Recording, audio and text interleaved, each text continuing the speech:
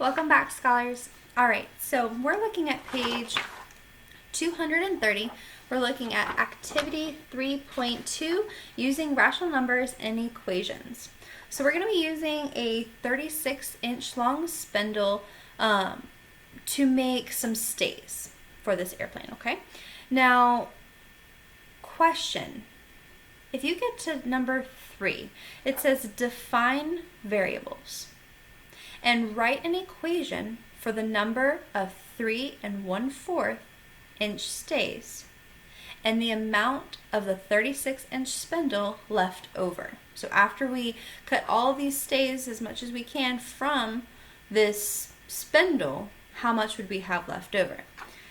Now, we need to define some variables, and I feel like it helps me if I look at the questions before and I read them out loud. It helps me to kind of have an idea of what is changing. So read number 1, read number 2 out loud, and see what is changing. Could that be our variable inside the equation? And then you're going to figure out, after you do that, after you have your equation and you complete it, then you're going to see how much is left over.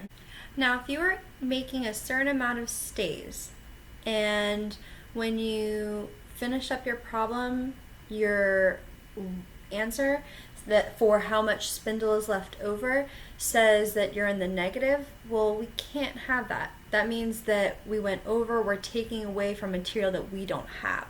So we need to make sure that the amount of stays that we make will give us an answer that is the least amount of spindle left over so that we don't go into the negative.